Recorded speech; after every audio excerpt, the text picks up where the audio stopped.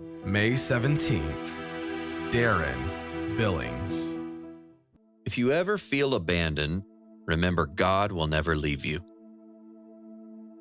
Darren tried to be a good man, a good husband, a good father, a good employee, and a good example. But he failed at all of that and more. Eventually, he lost everything. Misdiagnosed in 2001 with attention deficit hyperactivity disorder, ADHD, a doctor prescribed Ritalin.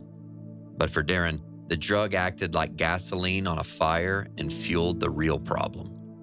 Later diagnosed bipolar, Darren struggled to control his mood swings between periods of extraordinary productivity and creativity and the seemingly never-ending nightmare of depression filled with feeling worthless. Memories flooded the present. He remembered growing up homeless, living on the streets of Los Angeles with his mother. Darren needed help to avoid the pit of despair. He went through treatment facility programs, and friends intervened, and his mentor visited to encourage him. Darren knew he needed to take care of himself, but he couldn't understand why he needed medication. "I couldn't hear them," he said. The noise around Darren distorted the truth. He wanted to do what he knew he should do, but he seemed unable to do what others said was necessary for him to heal. He said, "I didn't take my meds and I wasn't truthful with my doctor."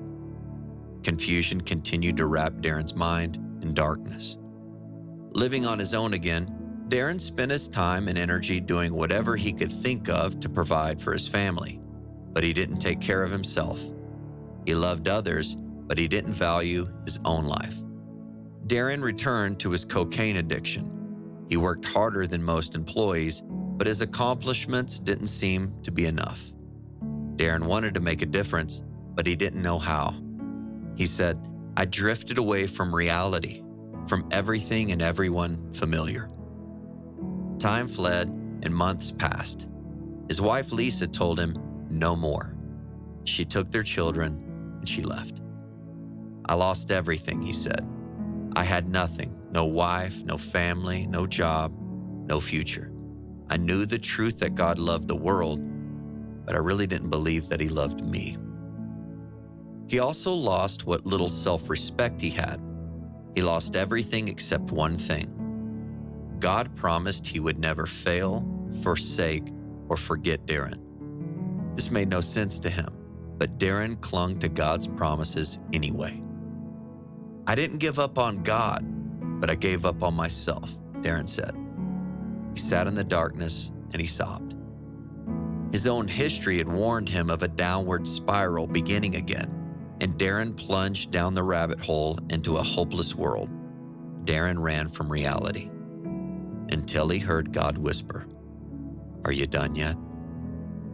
The voice didn't condemn him. The gentle words simply landed soft on Darren's heart. God told him, "You don't have to live like this." And Darren stopped running.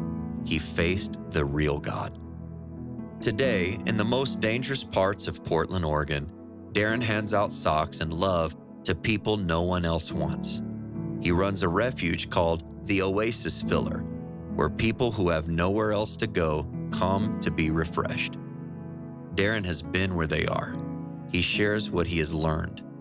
God is wherever we are. Psalm 139, 7 through 10 says, "I can never escape from your spirit. I can never get away from your presence. If I go up to heaven, there you are. If I go down to the grave, you are there. If I ride the wings of the morning, if I dwell by the farthest oceans, even there your hand will guide me and your strength will support me."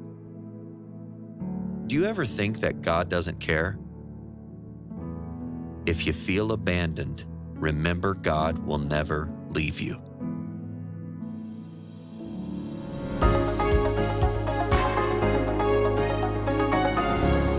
Hello, man. This is Greg Books with Lawson Adventure Park and Resort in Colorado. It's May 17th and Darren Billings.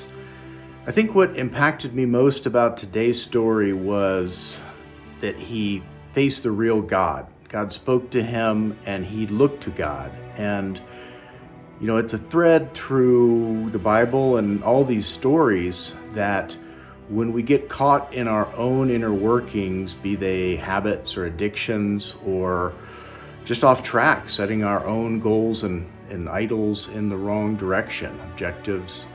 And when we turn to God, He sets us straight. Look how encouraging it is what God has done in Darren's life and how He's using him now, and how He always uses these trials and tribulations for service and the greater good. So I just challenge us all today to look to God and make sure that we're looking for His will for us and not falling into our own understanding. Blessings.